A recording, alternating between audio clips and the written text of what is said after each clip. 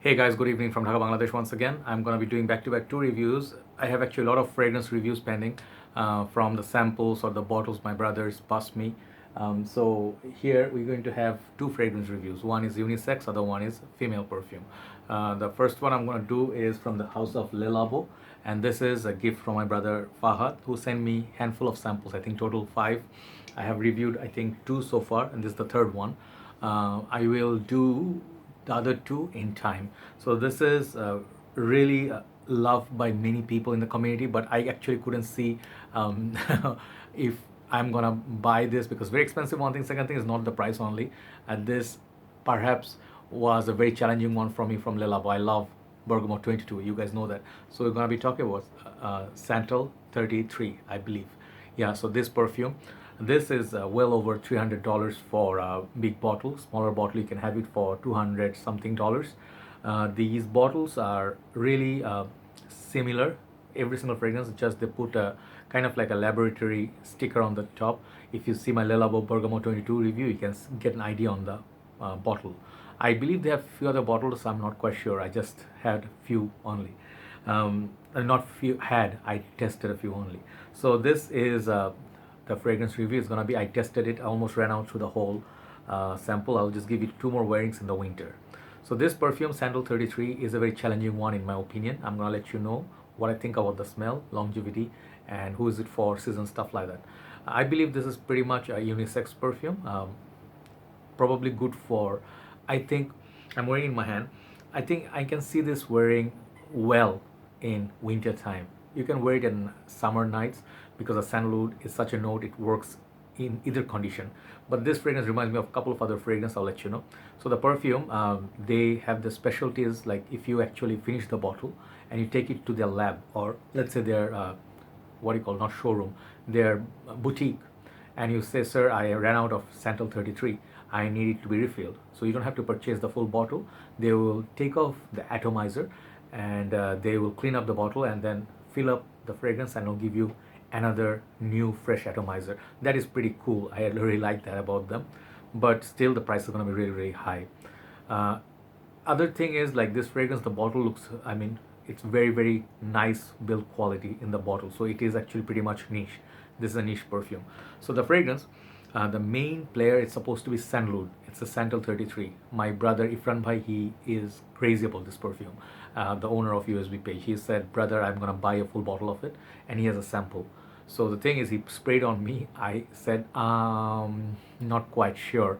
I did not like it at that point that much, to be honest. I'm keeping my review honest. And even today, I've been, after testing, I mean, I try to see what is it all about. So first of all, I would say the fragrance still pretty much on the very daring side, and I'm not sure if it's one of my favorites. It features sandalwood, huge. I mean, I get a lot of pepper in this. It reminds me of Cartier Declaration a lot, a lot. I mean, the peppers in this fragrance, sorry, I'm holding it wrong. This fragrance, I'm not saying these are same, of course not, but kind of like similar peppery quality. And the other things I get from this is leather. It's very leather dominant scent, more so than sandalwood. I think there is also woody notes and some sort of what else is there? Let me check. I forgot actually. Sorry. I actually opened the notes breakdown. Forgot the notes. This has yeah, leather, peppers, the cedar, and they have iris, cardamom, and violet leaves and amber. I guess those are the other notes. But I'll tell you what, those rest of the notes I do not really smell them all. Hint of violet leaves, perhaps violet florals. Like yes, you can actually get it. Like if you like Xenia Vumo, that sort of, or YSL uh, L'Homme Libre, you can get that sort of violets in this at the background. So that would be the third player. Number one, the leather. Two is pepper. Third is sandalwood, and fourth I get that violet leaves. And the rest of the things perhaps are there, but not really dominant force. So the perfume is pretty long lasting. Performance is pretty good. So you really have to get a sample, official sample or decant, whatever. Smell it from the counter, or get it from, smell it from your friend. You really have to try it out. This fragrance is kind of unique, but I have one complaint about this fragrance. I know Fahad likes it a lot.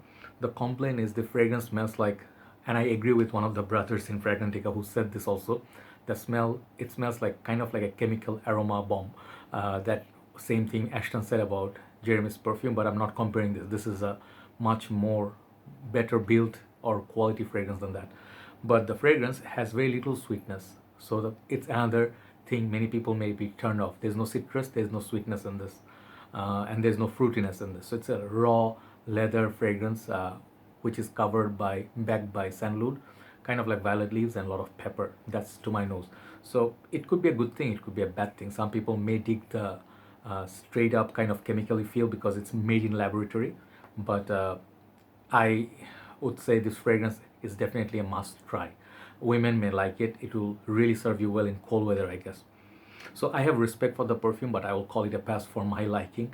Perhaps my nose is not developed yet. That's the one thing I'll say. So overall longevity is pretty good. I'll give it 9 out of 10 for longevity and projection, but the smell of it, in my liking, I giving it 6.5 out of 10. So overall the score, if you combine, I'm giving it a 7 out of 10. In my humble opinion, that's the score for this fragrance in my world.